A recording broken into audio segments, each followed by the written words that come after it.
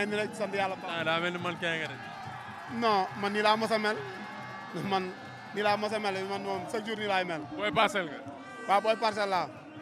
dama ko def sa bopp daf ko demee man moom du ma def moom. mais ci loone sant yàlla bu baax. yaa ngi ci jàmm. maa ngi ci jàmm. mais gëj nañ laa gis ci loone waaw maa ngi sama bopp ren daa am lu ma nekkan quoi ci ay met yu ma nekkan mais incha allah rabbi jàll na quoi. ah comme que jàll na léegi fu affaire yu toll. waaw maa ngi xaar na quoi mais man Sa Thiès laa bëgg a bëreen. Sa Thiès mi daan démb. waaw mi daan bee démb. maa ngi koy féliciter di encourager Moussa Ndoye quoi di wax làmb noonu la mais dama gis ne ay action yu bëri yu gars yi dem su ma fekkee incha allah rabbi ma koy daan ñibbi. da nga bëgg a wax ne démb li Moussa Ndoye am boo amoon ci Sa Thiès kenn wax su ma amuloo sax même baaraam su ma ko amee mën naa ko daan baaraamu loxo bi. mais lan moo tax nga choisir Sa Thiès.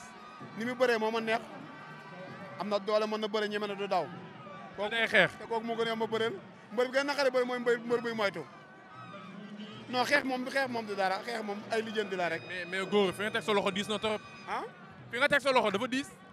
waaw mais lamb ji su ma mënul am lu diis dama war a bax li ma def ci lamb ñi ma daan naa ñu diis ne comme Sa Thiès de mais lamb nag xam nga comme day toll ay guddi yoo xam te ne bii day xaw a taxaw sa côté mais mag Sa Thiès combat la. mais yow ak Sokh yàppoon na gën naa neex loolu. non man Sokh du ma wax sax ci waxam ndax li ma wax ci waxam man du ma wax sax ay moom daf na wala daf na laa mais man ñi ma bëreel moom bëreewul ak ñoom moom moo ma gën a nekk champion moo tax quoi du ma wax ci waxam. moo la gën a. nekk champion moo tax du ma wax ci waxam.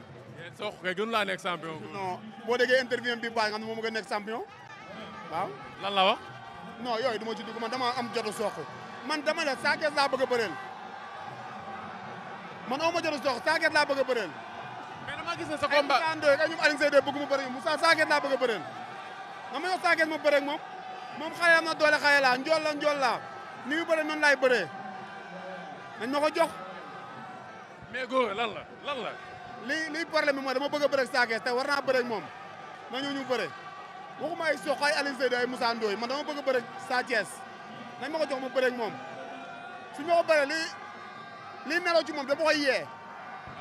te yu bëri mën naa ko feeñal ci moom billaay walaay taal du ay waxandu. défaut yi gars yi di wax danga koo gis. dama ko gis yu bëri moom champion la kenn du wax sam mën na bëri am na doole Sa Thiès di ko félicité di ko encouragé mais buñ ma ko joxee ma jumloo ko ci yu bëri yu mu bëree waaw.